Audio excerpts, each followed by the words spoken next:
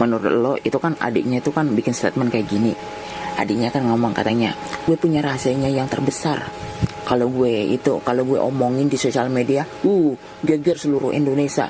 Buset, itu adik kandung bisa kayak gitu ya, serem banget itu. Kenapa dia otaknya ya?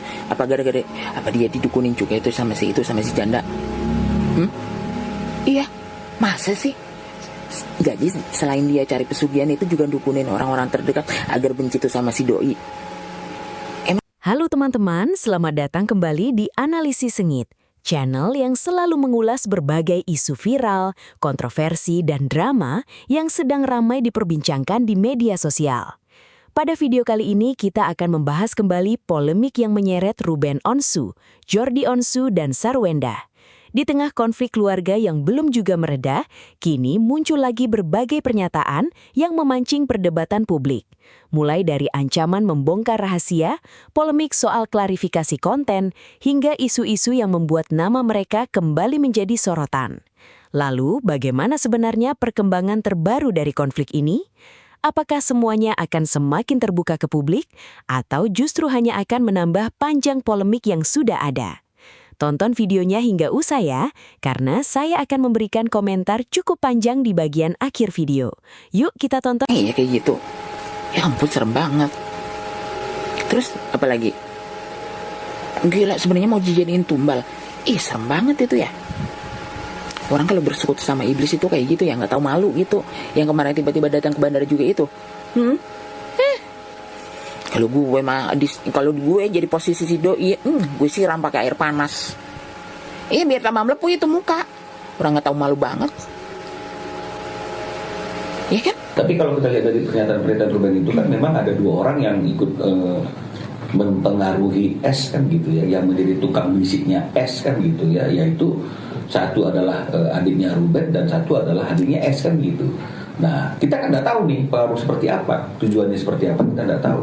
Tapi yang pasti hari ini rumah tangga Ruben sudah berakhir dengan perceraian sejak 2 tahun yang lalu. Ya, jadi artinya kalau misalnya kemudian Ruben mengatakan bahwa ini akibat adanya pengaruh, ya mungkin itu yang menjadi landasan pokok kenapa akhirnya Ruben harus mengajukan gugatan cerai. Jadi kalau misalnya kemudian orang-orang yang dibilang Ruben ini sebagai akar permasalahan yang utama yang mengganggu harmonisasi rumah tangganya, kemudian dia berteriak, kami akan beberkan dari berarti ini kan patut diduga ini adalah dia ingin membela diri saja, ya, ingin membela diri saja ketika dia mungkin merasa diserang, mereka lah penyebab dari terjadinya kehancuran di dalam rumah tangga itu. Buat Ari sama keluarga nggak ada yang namanya mantan keluarga. Pertama, kita akan support apapun, tidak akan ada yang berubah. Nggak ada mantan kakak ipar atau ada mantan apapun. Yang jelas adalah Ade akan selalu melihat bahwa Cici Sarwenda adalah ibu dari ponakan-ponakan. Jadi apapun yang terjadi, apapun kondisinya nanti, bahwa Ade akan selalu melihat Cici sebagai ibu dari darah daging ponakan Ade. Ada yang paham nggak? Netizen ada yang paham nggak sama ini laki-laki? Ada yang paham nggak omongannya seperti apa? Kayaknya dia itu mencoba bijaksana, tapi bukan pada tempatnya. Yang namanya keluarga, kata dia kan tidak ada mantan keluarga. Ada mantan keluarga, ada. Kayak lu dengan si SS barusan, ada itu mantan keluarga, mantan kakak ipar. Siapa bilang kagak ada mantan kakak ipar? Ada. Mantan kakak ipar ini bisa nikah lagi sama orang lain.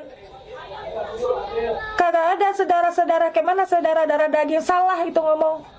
Yang ada keluarga lu itu si Benso, kakak lu itu asli saudara, ayah sama ibu sama, itu yang saudara.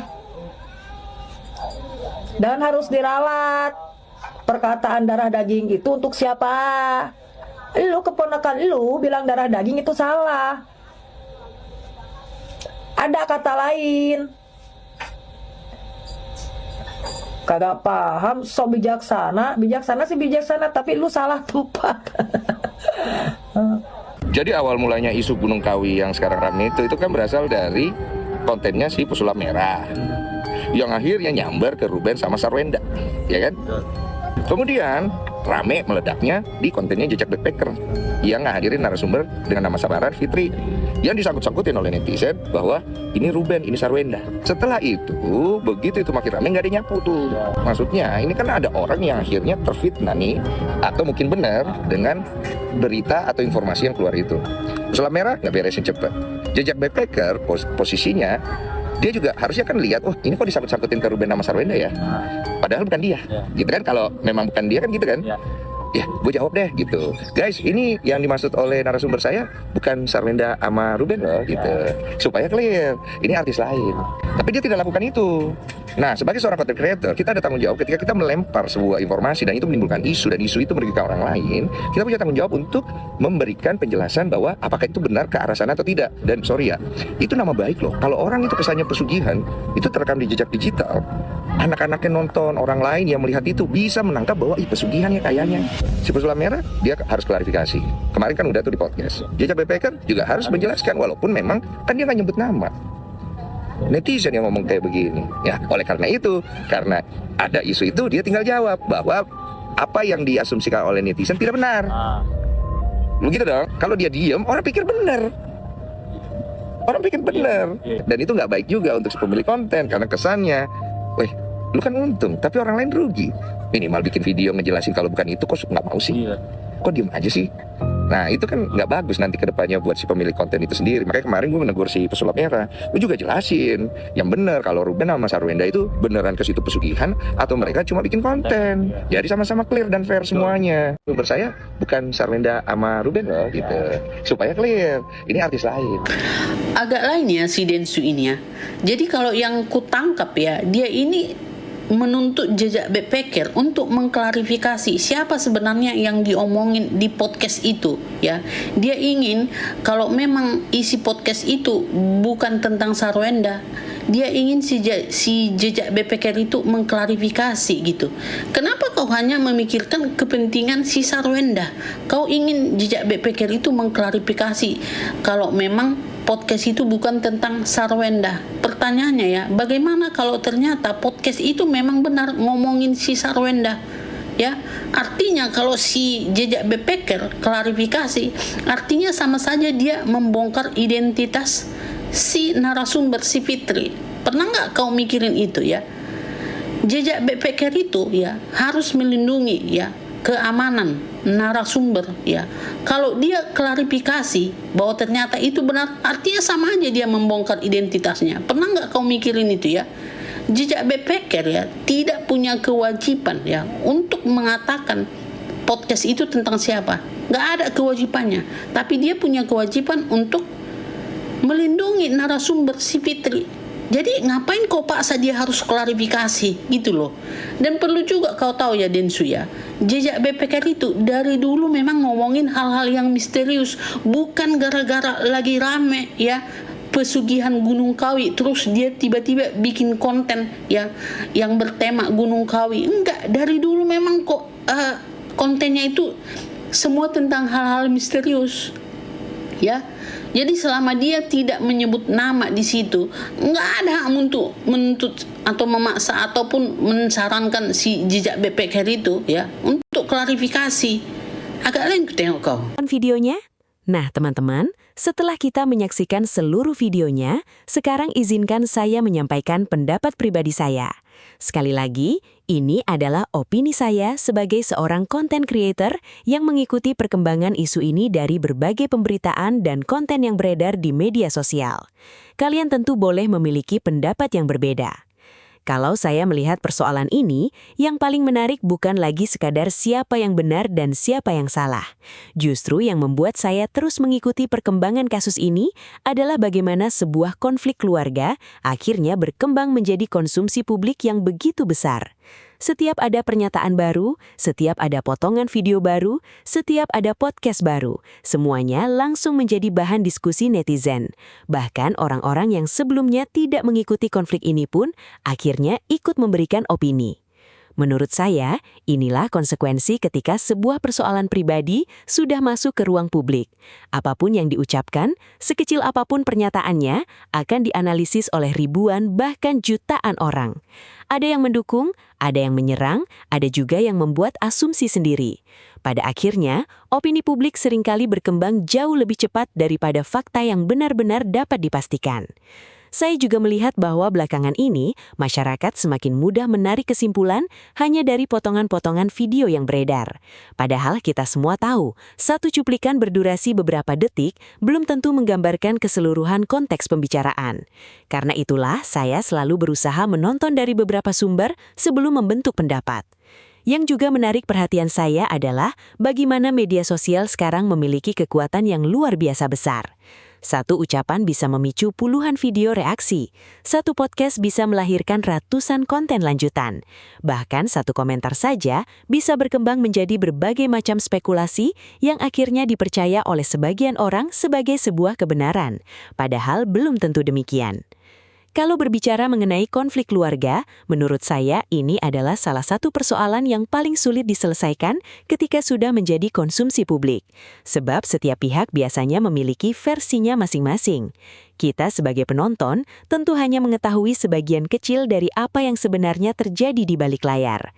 Sisanya adalah kehidupan pribadi mereka yang mungkin tidak pernah diketahui oleh siapapun selain orang-orang yang benar-benar terlibat. Karena itu, saya pribadi memilih untuk tidak terburu-buru menyimpulkan sesuatu hanya berdasarkan narasi yang sedang viral. Saya lebih memilih melihat bagaimana setiap pihak menyampaikan versinya, bagaimana respons dari pihak lain, dan apakah ada fakta-fakta baru yang benar-benar bisa memperjelas persoalan tersebut. Saya juga berpikir bahwa semua content creator memiliki tanggung jawab ketika membahas isu yang sensitif. Semakin besar sebuah channel, semakin besar pula pengaruhnya terhadap opini publik. Maka menurut saya, setiap informasi yang disampaikan sebaiknya benar-benar dipertimbangkan dampaknya. Bukan berarti tidak boleh mengkritik, bukan berarti tidak boleh bereaksi. Tetapi sebisa mungkin, jangan sampai sebuah konten justru memperkeruh keadaan hanya demi mengejar jumlah penonton. Di sisi lain, saya juga memahami kenapa isu seperti ini selalu menarik perhatian masyarakat. Konflik keluarga yang melibatkan figur publik memang selalu mengundang rasa penasaran. Banyak orang ingin mengetahui kelanjutannya, ingin mengetahui siapa yang akhirnya berbicara, siapa yang memberikan klarifikasi, dan bagaimana konflik tersebut akan berakhir. Itu sesuatu yang wajar. Namun saya berharap kita sebagai penonton tetap bisa memisahkan antara rasa penasaran dan sikap menghakimi. Jangan sampai kita terlalu mudah mempercayai semua narasi yang beredar tanpa memberikan ruang bagi kemungkinan bahwa masih ada informasi lain yang belum kita ketahui. Menurut saya, yang paling penting saat ini adalah bagaimana semua pihak bisa menyelesaikan persoalan mereka dengan cara yang baik. Kalau memang ada kesalahpahaman, semoga bisa diselesaikan. Kalau memang ada perbedaan pandangan, semoga bisa dicari jalan keluarnya. Karena pada akhirnya, konflik yang berkepanjangan tidak akan menguntungkan siapapun. Saya juga merasa bahwa media sosial seringkali membuat sebuah persoalan menjadi jauh lebih besar daripada yang sebenarnya. Ketika satu isu sudah menjadi viral, setiap orang berlomba-lomba memberikan komentarnya. Akibatnya, fokus pembahasan sering bergeser dari persoalan utama menjadi saling menyerang di kolom komentar. Sebagai penonton, saya rasa kita juga memiliki tanggung jawab. Jangan mudah menyebarkan potongan informasi yang belum jelas sumbernya. Jangan mudah menganggap sebuah asumsi sebagai fakta. Dan jangan sampai, karena perbedaan pendapat kita justru saling menghina sesama pengguna media sosial. Saya sendiri lebih senang melihat sebuah diskusi yang sehat. Boleh berbeda pendapat, boleh tidak setuju dengan saya. Tetapi mari kita tetap menyampaikan pendapat dengan cara yang sopan. Justru dari perbedaan pendapat itulah kita bisa melihat suatu persoalan dari berbagai sudut pandang.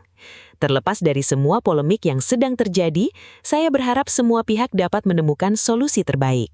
Apapun yang terjadi di belakang layar, tentu hanya mereka yang benar-benar mengetahui secara utuh. Kita sebagai penonton hanya bisa mengikuti informasi yang disampaikan ke publik dan mengambil pelajaran agar tidak mudah terbawa arus opini. Itulah sebabnya saya selalu mengajak teman-teman di channel ini untuk berpikir kritis. Jangan hanya melihat judul yang bombastis. Jangan hanya menonton potongan video beberapa detik. Cobalah melihat keseluruhan konteks sebelum mengambil kesimpulan. Dengan begitu, kita bisa menjadi penonton yang lebih bijak dan tidak mudah terprovokasi. Terakhir, saya ingin mengingatkan bahwa tujuan channel Analisis Sengit adalah ruang diskusi. Saya tidak meminta kalian harus setuju dengan pendapat saya. Justru saya senang apabila kalian memiliki sudut pandang yang berbeda, selama disampaikan dengan sopan dan saling menghargai. Karena dari diskusi yang sehat, kita bisa belajar melihat suatu persoalan secara lebih luas. Sekarang giliran kalian. Menurut kalian bagaimana kalian melihat perkembangan konflik ini? Apakah menurut kalian polemik ini masih akan terus berlanjut atau justru akan segera menemukan titik terang? Tulis pendapat kalian di kolom komentar. Saya akan membaca komentar-komentar yang masuk dan kalau menarik mungkin akan saya bahas di video berikutnya. Kalau kalian menyukai pembahasan seperti ini, jangan lupa tekan tombol like, bagikan video ini kepada teman-teman kalian, dan tentunya subscribe ke channel Analisis Sengit agar tidak ketinggalan pembahasan-pembahasan terbaru seputar isu viral yang sedang ramai diperbincangkan di media sosial. Terima kasih sudah menonton sampai akhir, saya pamit undur diri, sampai jumpa di video berikutnya.